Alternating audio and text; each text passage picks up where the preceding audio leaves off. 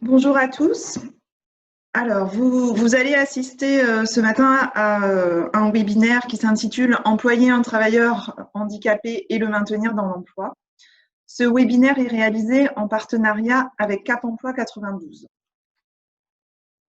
Il vous sera présenté par Gwendoline Klein, qui est assistante sociale chez Efficience Santé au Travail, par Gwenaëlle Darté, qui est consultante au Cap Emploi 92, et par moi-même, donc Dr Vicence, médecin du travail et coordinatrice de la cellule la cellule prévention et maintien en emploi chez Efficience Santé au Travail.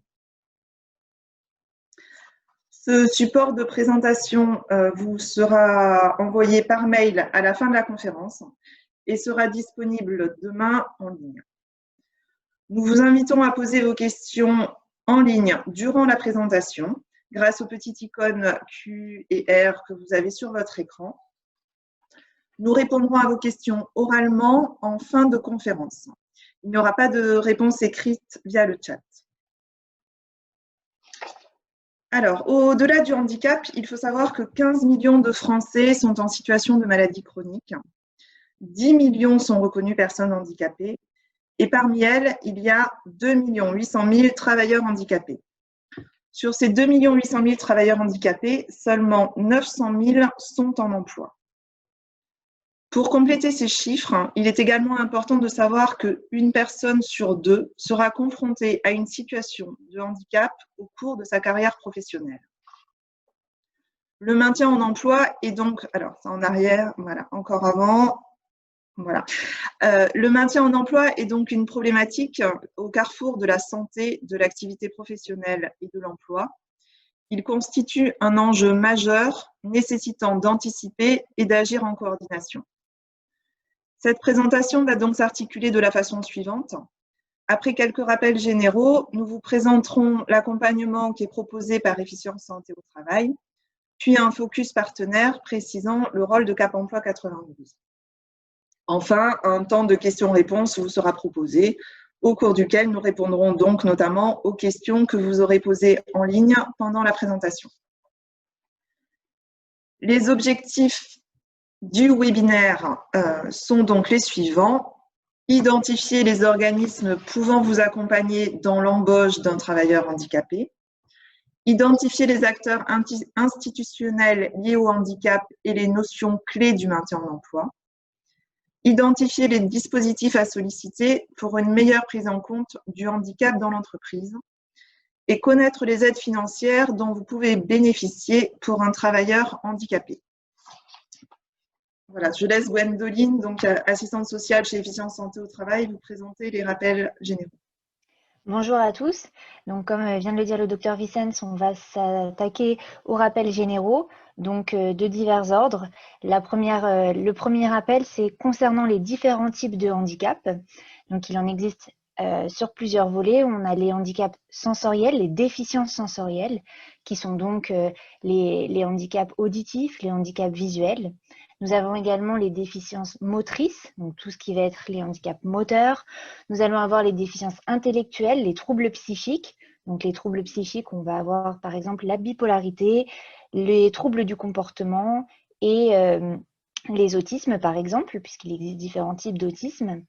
Et nous avons également les maladies invalidantes qui finalement représentent une large partie des handicaps puisque nous allons avoir les diabètes, les Parkinson, les maladies neurodégénératives, donc les cancers et autres. Donc on a une grande diversité de déficiences, d'où l'importance de bien pouvoir comprendre et accompagner dans ce champ-là. On passe donc à la diapo suivante. Il est important de comprendre justement pour bien accompagner un salarié qui présenterait des déficiences que le handicap est situationnel. Une personne n'est handicapée que dans certaines conditions et au regard de certains actes. Je vous donne un exemple, une personne qui va avoir une déficience au niveau du goût, ce qui s'appelle l'agueusie au niveau du handicap, eh bien cette personne qui va souffrir de cette agueusie, il faut le repositionner dans son emploi, c'est-à-dire qu'un chef cuisinier qui va souffrir de ce handicap-là va être handicapé au sens de son travail. Par contre, un vendeur textile qui va avoir cette déficience-là, ne va pas être reconnu comme personne relevant d'un handicap professionnel puisqu'il n'y a pas de conséquences directes sur son emploi. Donc, on constate que le handicap peut également évoluer dans le temps, au-delà de la situation, et donc il évolue dans le temps. Et une personne qui est handicapée ou qui va présenter donc des déficiences n'est en rien réduite dans ses compétences et dans ses aptitudes dans d'autres situations. On peut très bien avoir une déficience par rapport à certains actes, mais dans d'autres domaines, ne présenter aucune difficulté. On passe donc à la diapo suivante.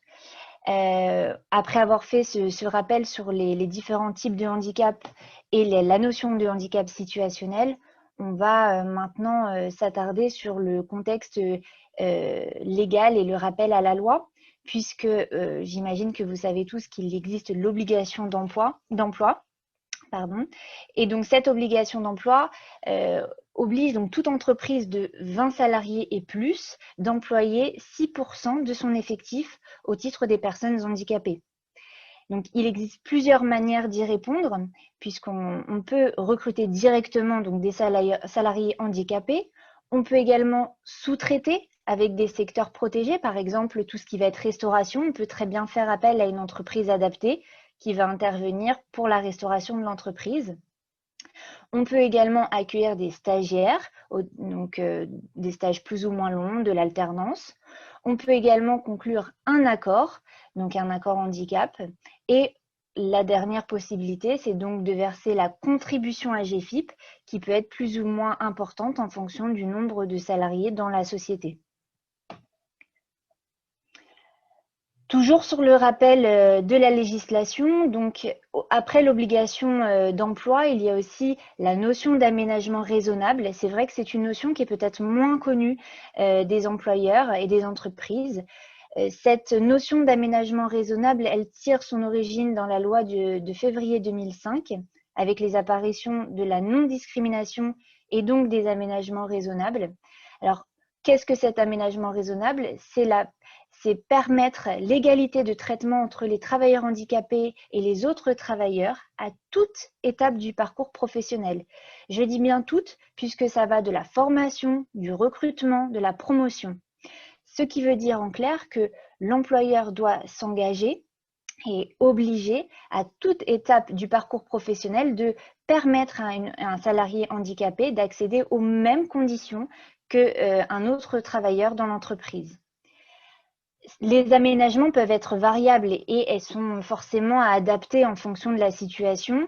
Ça peut être une adaptation du rythme de travail, l'accessibilité des locaux, l'installation d'un matériel adapté, que ce soit de la communication, par exemple pour les personnes qui vont avoir des troubles visuels, des troubles auditifs, on peut adapter sur des logiciels informatiques, par exemple. Et ça peut être également un allègement de la charge de travail. Tous ces aménagements sont évidemment en adéquation avec les aménagements proposés par le médecin du travail. Évidemment aussi, si vous ne respectez pas ces aménagements-là, vous vous exposez à des poursuites et donc à des poursuites pénales et civiles, puisque le refus d'aménagement raisonnable peut constituer une discrimination tant sur le handicap que sur le principe de santé, une obligation donc pour santé et de sécurité, une obligation pour les employeurs. On peut passer donc à la diapo suivante et là je repasse la main au docteur Vicens qui va vous proposer donc un commentaire autour de l'accompagnement du service santé au travail efficience. Alors, le parcours en santé au travail chez Efficience, nous avons en l'absence de problématiques les visites d'information et de prévention à l'embauche puis périodiquement. Ce sont anciennement les visites médicales d'embauche et les visites médicales périodiques et depuis janvier 2017, elles ont été rebaptisées donc visites d'information et de prévention. VIP. La visite à l'embauche a pour objet d'interroger le salarié sur son état de santé, de l'informer sur les risques liés à son poste de travail, de le sensibiliser sur les moyens de prévention à mettre en œuvre si besoin, et de l'informer de son droit de bénéficier à tout moment d'une visite à sa demande avec le médecin du travail.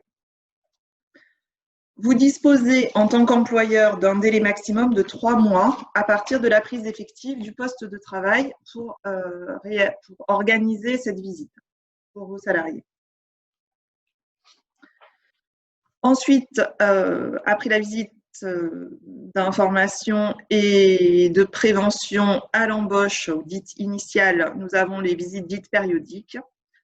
La périodicité de ces visites peut aller en l'absence de problématiques particulières jusqu'à 5 ans. À noter quand même que pour les travailleurs handicapés, la périodicité est limitée à 3 ans maximum.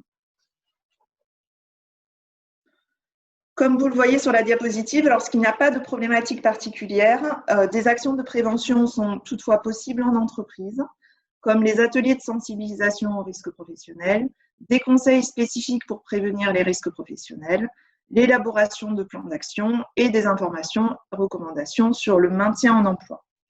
Ces actions sont réalisées par notre équipe pluridisciplinaire, donc qui est composée d'ergonomes, de psychologues, d'assistantes sociales, d'assistantes techniques de santé au travail, d'infirmières de santé au travail, j'en oublie probablement. Si une difficulté survient maintenant, nous avons 3 types de visites possibles. La première, la visite de pré-reprise. Alors, cette visite est réalisée pendant l'arrêt et elle permet de favoriser le retour au travail et donc le maintien en emploi du salarié.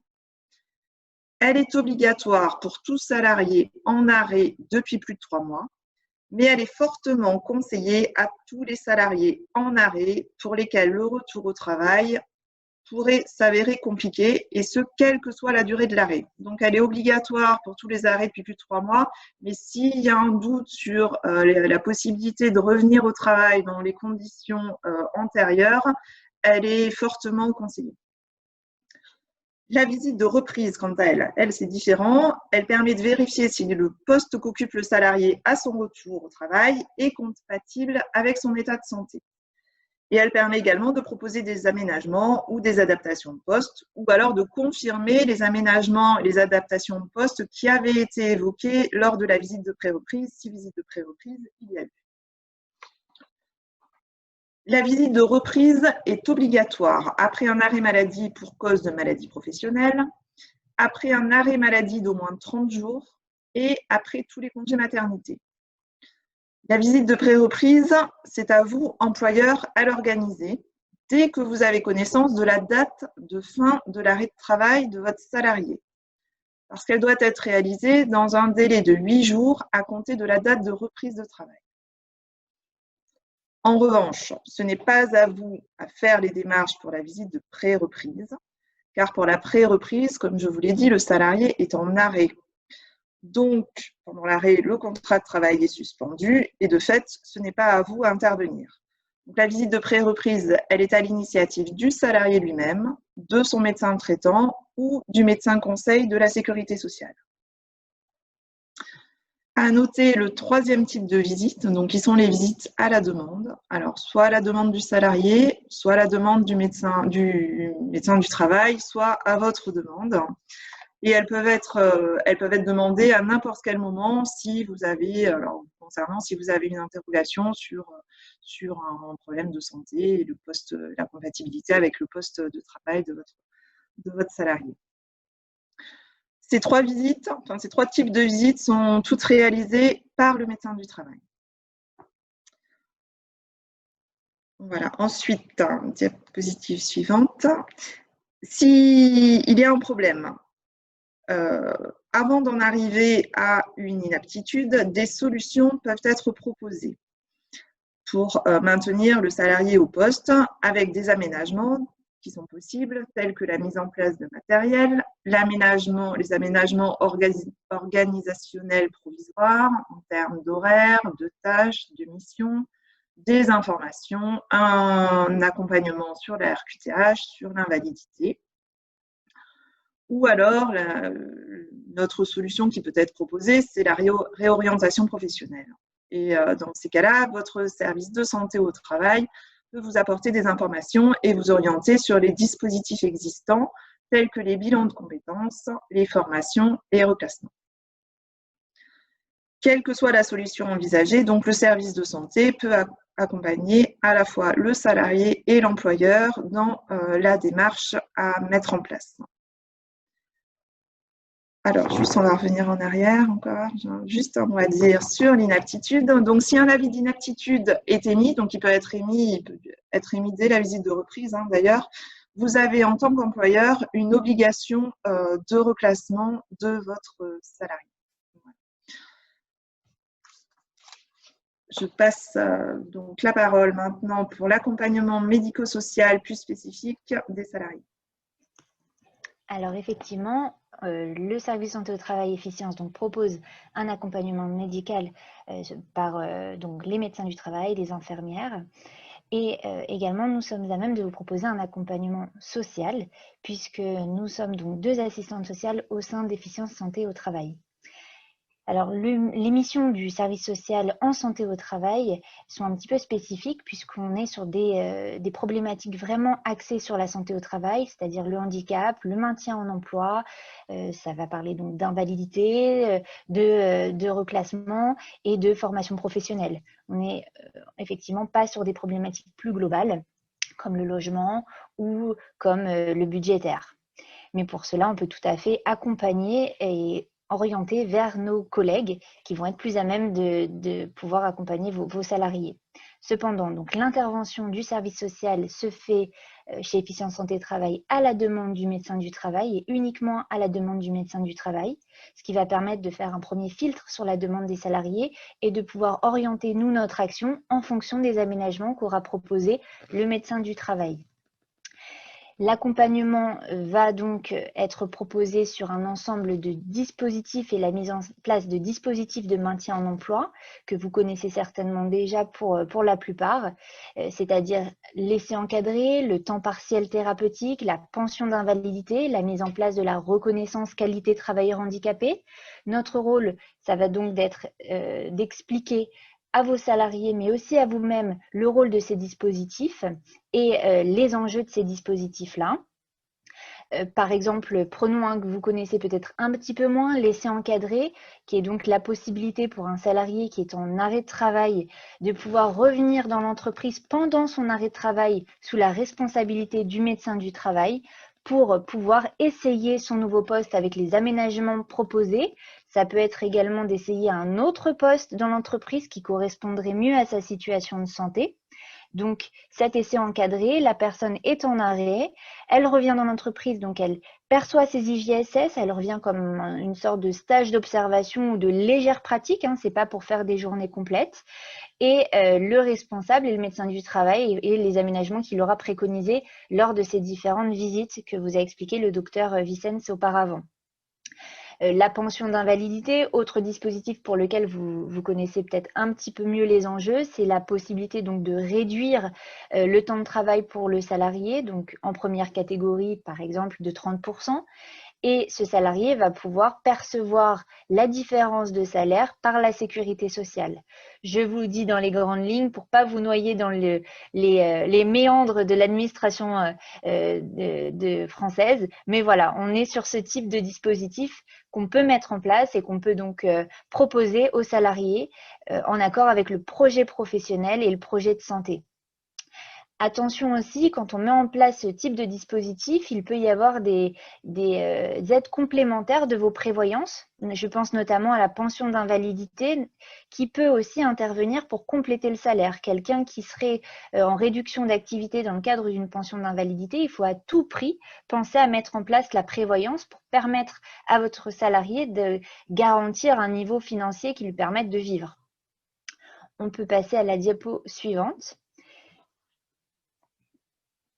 Autre accompagnement qu'on peut mettre en place avec vos salariés, c'est la possibilité donc de proposer des aménagements spécifiques et ces aménagements spécifiques, ils peuvent être financés par des organismes. Alors, je laisserai Gwenaëlle Darté du Cap Emploi vous expliquer un petit peu plus précisément. Je vais simplement vous parler de 2 mesures administratives que j'ai évoquées tout à l'heure, la reconnaissance qualité travailleur handicapé, qu'on appelle dans notre jargon la RQTH.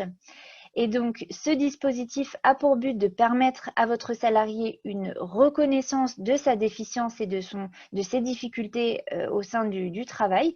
l'exemple que je vous donnais tout à l'heure, c'est vraiment adapté à la situation de travail, hein, puisque toute personne ne présente pas un handicap dans toutes les situations. Donc, cette reconnaissance qualité travailleur handicapé, elle se fait auprès de la maison départementale des personnes handicapées. Et c'est un dispositif qui met un petit peu de temps à se mettre en place. Aujourd'hui, on est sur des délais de 4 à 6 mois pour cette reconnaissance. Cette reconnaissance, elle est valable donc 5 ans en moyenne. Aujourd'hui, depuis 2020, on a la possibilité d'avoir des reconnaissances à vie pour les maladies très lourdes, mais dans le sens commun et général, cette reconnaissance est attribuée pour 5 ans. Donc, il faut penser à la renouveler au moins 6 mois, 1 an à l'avance. Donc, c'est quelque chose que vous pouvez co-construire avec votre salarié pour lui faire un rappel. Cette reconnaissance qualité travailleur handicapé, elle a un double avantage, c'est-à-dire qu'elle a l'avantage pour le salarié de lui permettre la reconnaissance de ses déficiences. Ça lui permet de pouvoir accéder au Cap Emploi, le dispositif qu'on va détailler à la fin de cette présentation. Et ça lui permet de pouvoir bénéficier d'aménagement de son poste, donc de donner une latitude plus importante aux médecins du travail, puisqu'on sait qu'il y aura des aides financières qui pourront aider donc les entreprises à mettre en place ces aménagements. Pour vous, employeur, c'est aussi la possibilité, comme on l'a dit tout à l'heure, de rentrer dans votre obligation d'emploi des travailleurs handicapés. C'est-à-dire qu'une personne qui va bénéficier de la reconnaissance qualité travailleur handicapé, c'est une personne qui compte dans cette obligation d'emploi, dans vos fameux 6%. Donc, encourager les personnes qui n'oseraient pas aller vers ces reconnaissances-là est intéressante et pour lui et pour vous, puisque ça permet de diminuer la cotisation AGFIP. Donc, l'avantage est évidemment de santé, mais c'est un avantage financier aussi pour vous d'encourager cette reconnaissance. Autre type d'aménagement, alors juste pour revenir un tout petit peu avant, voilà. Autre type d'aménagement, c'est la prestation de compensation du handicap pour les salariés. Ça leur permet le financement de prothèses auditives, par exemple, ou d'adaptation du poste informatique. Donc, vous pouvez tout à fait encourager aussi le salarié dans cette PCH, la prestation de compensation du handicap, qui se fait donc via la maison départementale des personnes handicapées.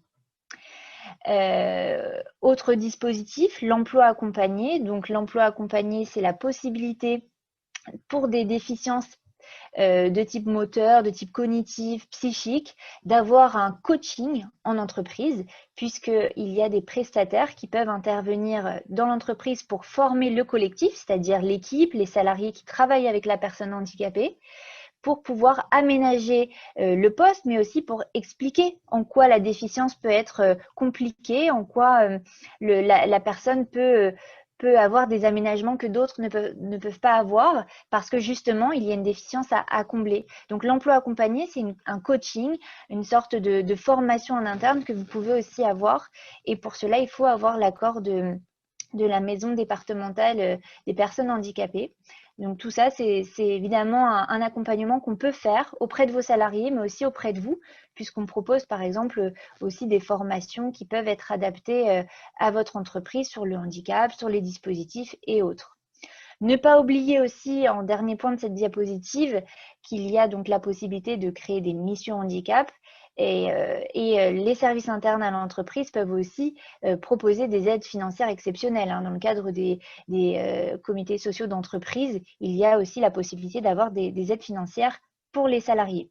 Donc, vous voyez qu'il y a un ensemble de dispositifs qu'on peut mettre en place pour aider vos salariés et qui auront l'avantage aussi pour vous de pouvoir vous faire obtenir des avantages financiers et aussi une meilleure image de l'entreprise, un meilleur état d'esprit collectif, puisqu'on sera vraiment dans une démarche de reconnaissance du handicap et de valorisation des potentiels, des capacités, mais aussi des déficiences de certains de vos salariés. On peut passer à la diapo suivante. Je repasse donc la main à Frédéric qui va vous présenter la cellule maintien en emploi. Alors, la cellule prévention et maintien en emploi, c'est un dispositif interne au service de santé et efficience. Cette cellule est constituée d'une équipe pluridisciplinaire, donc avec des assistantes sociales, des psychologues du travail, une ergonome, une assistante technique, une infirmière et moi-même donc qui coordonne la cellule. Son objectif est d'intervenir pour anticiper en amont avec le médecin du travail, le salarié et les entreprises les situations de restriction d'aptitude ou d'inaptitude, d'élaborer des stratégies de maintien en emploi sur mesure et de faciliter les reclassements en interne ou en externe. Dans le cas où le maintien en emploi se révèle impossible, donc dans le cas des inaptitudes, la cellule permet d'orienter et d'accompagner le salarié vers une action qui lui permettra de poursuivre son parcours professionnel. Pour avoir le plus de chances de réussir en maintien en emploi, le paramètre essentiel est d'intervenir le plus précocement possible pour anticiper et préparer le retour du salarié en mobilisant tous les acteurs, notamment vous, employeurs, et les collectifs de travail. Et tous les intervenants extérieurs, que ce soit médicaux, sociaux, qui peuvent nous aider. J'insiste sur un chiffre, c'est qu'un salarié sur 2 en arrêt depuis plus de 6 mois ne reprend pas son activité professionnelle. Alors que si on accompagne un salarié à la fois au niveau médical, au niveau social, au niveau familial et au niveau professionnel pendant son arrêt, on divise par 2 la durée de son arrêt et donc on divise par 2 l'absentéisme. Voilà, donc il y a un vrai intérêt, y compris financier, pour vous, employeurs, à mettre en place ces démarches le plus précocement possible, hein, parce qu'un salarié en arrêt, ça coûte de l'argent. Et le principal, donc, c'est vraiment de réfléchir ensemble le plus tôt possible pour accompagner les situations complexes et essayer de les solutionner. Il est important aussi de savoir qu'il existe des possibilités d'intervention collective en entreprise, donc sur les thèmes du maintien en emploi, tels que manager et handicap, travailler avec un collègue handicapé, qui sont donc disponibles. Voilà. Alors, je repasse la main à Gwendoline pour la suite. Donc, dernière diapositive de cette partie accompagnement médico-social.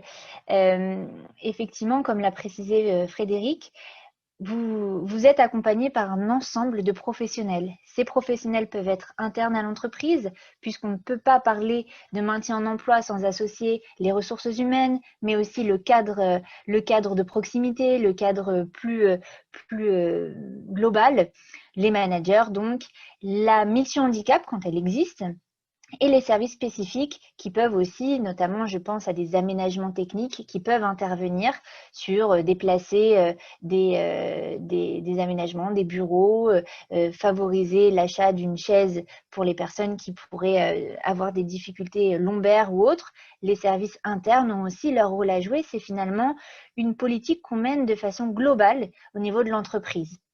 Autre type d'acteurs, évidemment, les acteurs du service de santé au travail qui doivent être sollicités le plus précocement possible. Donc, le médecin du travail, les infirmières, assistantes sociales, psychologues, ergonomes, mais nous avons aussi une toxicologue, nous avons aussi des ingénieurs HSE. Nous avons vraiment tout un panel de professionnels qui peuvent vous accompagner. Alors, tous ces professionnels sont coordonnés par le médecin du travail pour vous proposer des accompagnements au sein de l'entreprise le plus adapté possible et aussi en fonction de vos contraintes. Enfin, nous avons donc des spécialistes du handicap, comme les cabinets de conseil. Nous avons les financeurs type AGFIP, nous avons les associations qui peuvent aussi intervenir, les associations spécialisées qui peuvent, en fonction des problématiques que vous rencontrez, je pense notamment à France Alzheimer, France Parkinson, France Autisme, qui peuvent aussi venir dans les entreprises pour sensibiliser à ces types de déficiences et permettre de lever les tabous, permettre de favoriser l'échange de bonnes pratiques. Ça peut être tout à fait ce type d'associations qui peuvent intervenir aussi dans vos entreprises. Et évidemment, un des spécialistes du handicap avec lequel nous travaillons beaucoup, c'est le Cap Emploi. Et donc, je vais laisser la parole à Gwenaëlle Darté, qui est donc consultante chez Cap Emploi 92, vous présenter les dispositifs et les rôles et enjeux du Cap Emploi 92. Bonjour à tous. Donc, en effet, moi, c'est Gwenaëlle Darté. Je représente aujourd'hui le service maintien dans l'emploi du Cap Emploi et du Cap Emploi sur le 92. Donc, le Cap Emploi, c'est un dispositif qui est financé par l'AGEFIP, donc ce fonds auprès duquel vous cotisez si vous n'avez pas les 6% de travailleurs en situation de handicap. Le but du Cap Emploi, c'est favoriser l'emploi des travailleurs en situation de handicap. Donc, pour cela, on a plusieurs axes. On a des axes qui vont être tournés plus sur la personne et d'autres sur l'entreprise. Donc, on va avoir des services d'accompagnement dans le cadre de l'insertion pour favoriser l'aide à l'emploi des demandeurs d'emploi qui ont l'ARQTH, donc cette reconnaissance en qualité de travailleur handicapé dont parlait Gwendoline tout à l'heure. Nous avons aussi de l'aide au recrutement, donc un service qui sera plus tourné vers l'entreprise pour les aider à recruter des travailleurs en situation de handicap. On a l'accompagnement de maintien dans l'emploi, donc pour des personnes qui sont en emploi et qui ont des difficultés sur leur poste de travail, donc des difficultés qui sont liées à leur état de santé. Donc ça, je vais vous en parler un peu plus tout à l'heure. Et puis, il y a aussi un service de transition professionnelle qui va concerner plutôt les personnes qui ne souhaitent pas rester dans leur emploi actuel ou qui, malheureusement, ne peuvent pas rester dans leur emploi actuel parce qu'ils vont vers une inaptitude, pour les aider à élaborer un nouveau projet professionnel et se repositionner en externe sur d'autres structures. Voilà, donc on va voir maintenant le type de public sur lequel on peut intervenir. Est-ce qu'on peut passer à la diapo suivante? Merci. Donc, au niveau des employeurs, on a à peu près tout type d'employeur qui peut nous solliciter, que ce soit des employeurs dans le secteur privé ou dans le secteur public, puisque le pendant de l'AGEFIP dans la fonction publique, qui s'appelle le FIPHFP, a signé un accord avec l'AGEFIP pour que, dans une certaine mesure, le Cap Emploi puisse aussi les accompagner. Donc, c'est avec certains quotas et certaines restrictions, mais dans un cadre général, on peut accompagner tout type d'employeurs, fonction publique, secteur privé et aussi les travailleurs indépendants. Voilà, on peut passer à la diapo suivante. Donc, au niveau des bénéficiaires, on va aussi accompagner les salariés de la même façon, que ce soit les salariés travailleurs indépendants, salariés de droit privé ou agents de la fonction publique. Donc, là aussi, on va intervenir quel que soit le taux d'emploi de l'entreprise, que l'entreprise soit sous accord ou non. Donc, en gros, quel que soit l'accord, on peut intervenir dans un rôle d'information et de conseil. On verra qu'après, il peut y avoir certaines restrictions dans les aides financières quand une entreprise est sous accord AGEFIP. Donc, nous allons faire maintenant un zoom sur le service de maintien en emploi dans lequel je fais partie. Merci. Donc, le service de maintien dans l'emploi, son but, c'est d'aider les entreprises et les personnes en situation de handicap à trouver une solution sur mesure de maintien dans l'entreprise quand la personne a des difficultés de santé et que ces difficultés de santé l'empêchent de travailler dans de bonnes conditions, dans les mêmes conditions que les autres salariés du groupe. Donc, notre but, ça va être d'apporter de l'information, du conseil à ces personnes, de faire une analyse de la situation, c'est-à-dire de se rendre sur le poste de travail si la personne n'est pas en arrêt maladie, de voir le poste et de pouvoir en déduire des préconisations et de faire le lien avec les services de santé au travail, puisque évidemment, toutes les préconisations sont à voir aussi avec le médecin du travail. Une fois qu'une solution est identifiée, notre but aussi va être d'aider les entreprises à monter des aides financières afin de mettre en place ces aménagements de poste. On passe à la suite. Voilà, merci. Donc ici, on a un parcours type de maintien dans l'emploi. Je dis un parcours type, sachant que toutes les situations vont être un petit peu spécifiques, mais d'une façon générale, on va retrouver un process un peu commun. Donc d'abord, on va recevoir une sollicitation.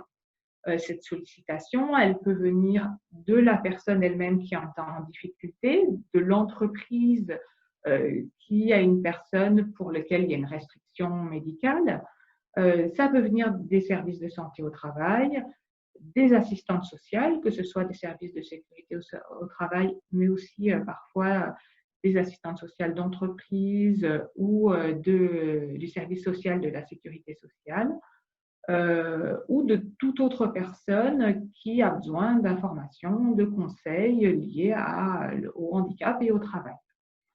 Donc, on va à ce niveau-là apporter un premier niveau d'information à la personne, à l'entreprise qui nous sollicite, et ensuite analyser un peu plus la demande pour voir si ça va rentrer dans le cadre d'un parcours de maintien dans l'emploi. Donc, pour ça, on va recouper les différents acteurs, c'est-à-dire le salarié, l'employeur, le médecin du travail, donc qui sont les 3 acteurs qui sont vraiment indispensables dans un accompagnement, et éventuellement d'autres personnes, référents handicap, managers, services d'accompagnement spécifiques, enfin d'autres personnes qui peuvent intervenir dans cette démarche. À partir de là, on va pouvoir étudier tous ensemble la situation et en déduire des préconisations. Donc, ces préconisations, elles peuvent être de l'ordre des préconisations techniques, de matériel adapté ou organisationnel, en termes de temps de travail, en termes d'organisation du travail, pour pouvoir arriver à trouver une solution qui permette à la personne de travailler dans de bonnes conditions avec sa pathologie. Voilà, donc une fois que cette solution est identifiée, on va accompagner l'entreprise à la mise en œuvre de cette solution. Donc, si par exemple, il y a du matériel à mettre en place, on va pouvoir faire le lien avec des fournisseurs de matériel ergonomique pour pouvoir organiser des tests de matériel sur le poste de travail. Et ensuite, une fois qu'on a des devis de matériel, on va pouvoir aussi accompagner l'entreprise à monter un dossier de financement, puisque dans ce cadre-là, ça peut faire l'objet d'aides financières données par la GFIP. Ça, on va voir un peu plus ces aides financières. Donc, voilà, ici, on a un focus un petit peu sur les aides qui peuvent être proposées par la GFIP, donc dans ce cadre du maintien dans l'emploi. Donc, on va les passer en revue assez rapidement. Donc, il y a l'aide au maintien dans l'emploi qui va être une aide à l'employeur. C'est une aide de 2 000 € qui peut se mettre en place quand on voit qu'il y a une situation qui est complexe, qu'on s'engage dans une démarche de maintien dans l'emploi. Donc, cette démarche, on remarque que ça va prendre du temps, que pendant ce temps-là, la personne elle ne pourra pas effectuer son travail correctement.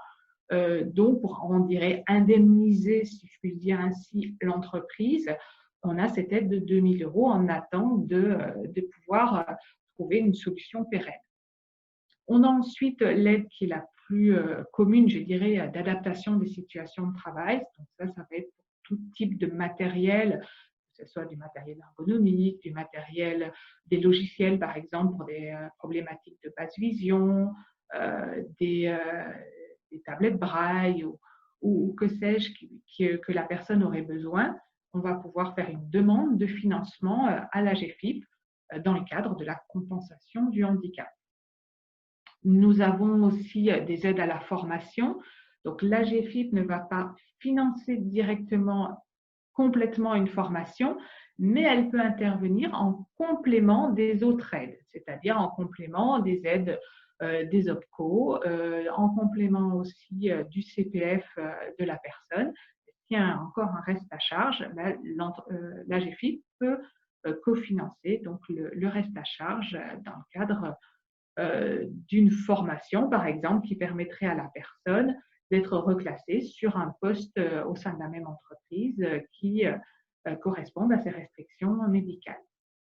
On peut aussi avoir des aides au déplacement pour les trajets domicile-travail pour une personne qui ne serait plus en mesure de pouvoir prendre des transports en commun. On peut aussi aider à l'acquisition de prothèses auditives. Donc, Gwendoline a expliqué tout à l'heure que dans le cadre de la maison départementale des personnes en situation de handicap, on pouvait faire ces demandes. Eh bien, si cette aide de la MDPH n'est pas suffisante, l'AGEFIP peut apporter aussi un complément sur l'acquisition des prothèses auditives.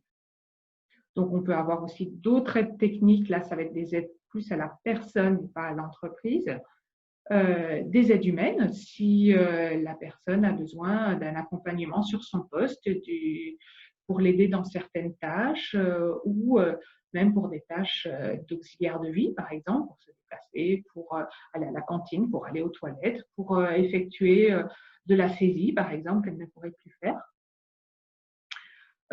Après, les aides suivantes vont être plus des appuis techniques. Donc, on a ce qu'on appelle les PAS. Ce sont des prestations d'action spécifiques. Donc, c'est le recours à des spécialistes de certains handicaps.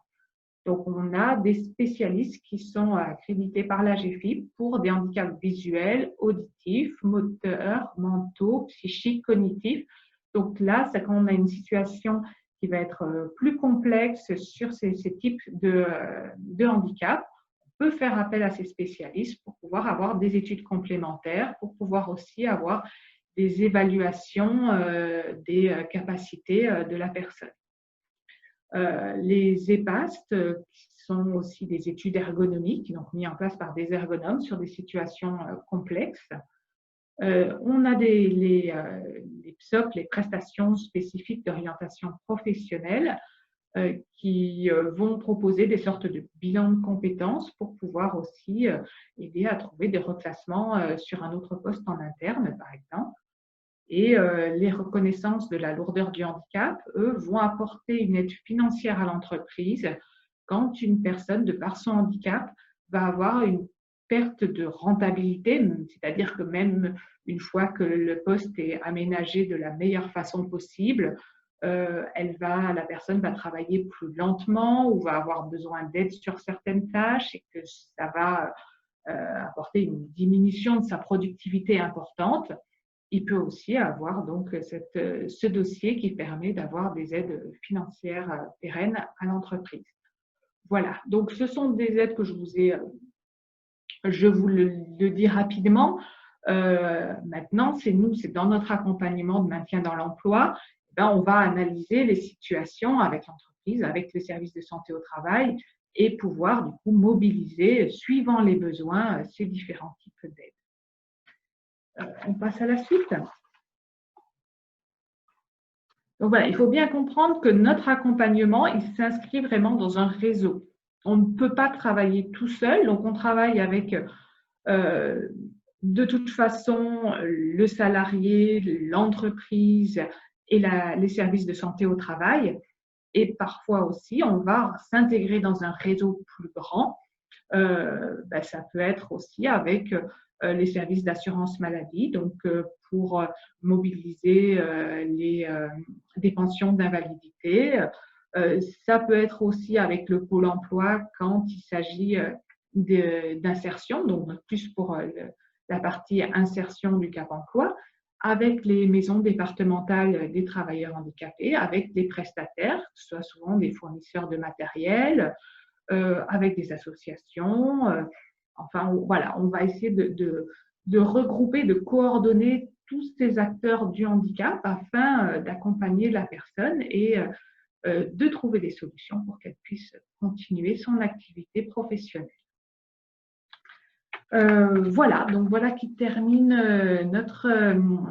notre dispositif. Donc, je laisse la parole peut-être pour une petite conclusion à Efficience.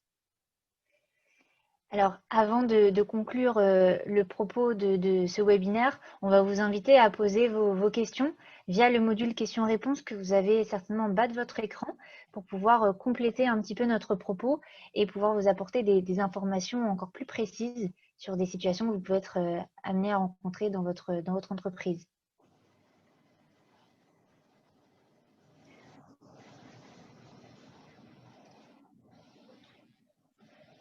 On se laisse 5 minutes, le temps de rédaction des questions.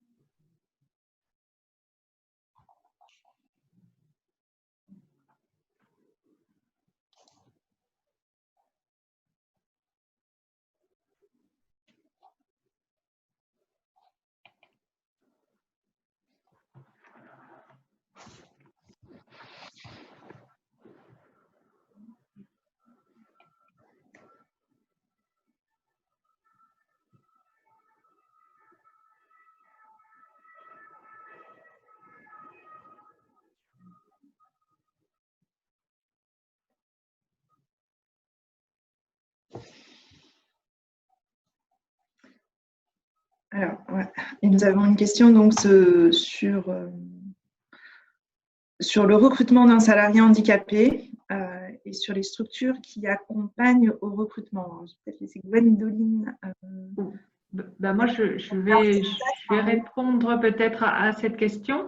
Donc, en effet, au niveau du Cap Emploi, il y a un service avec des chargés de recrutement, enfin en tout cas des personnes en charge d'accompagner les entreprises qui souhaitent recruter des travailleurs en situation de handicap. Donc, si l'entreprise souhaite recruter des travailleurs handicapés, je l'invite à se rapprocher du Cap Emploi de son département, donc du Cap Emploi du 92 si elle travaille sur le 92, afin de pouvoir avoir accès à ces services.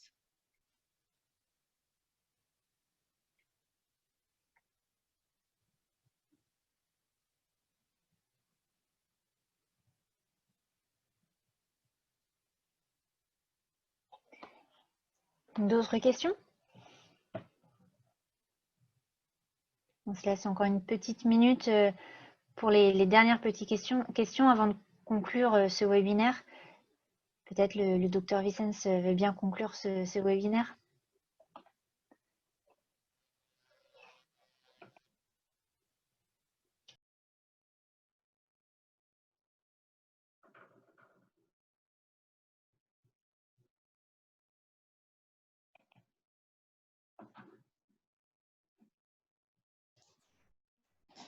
Alors, écoutez, s'il n'y a pas de questions supplémentaires, donc on a été ravis de vous présenter ce webinaire ce matin. On espère qu'il vous aura apporté plein d'informations et qu'il aura peut-être complété vos connaissances sur le sujet. En tout cas, vous n'hésitez pas à revenir vers nous si vous avez besoin d'informations supplémentaires suite à ça. Donc, voilà, on vous remercie, on vous souhaite une bonne journée. Merci à tous. Au revoir, merci à tous.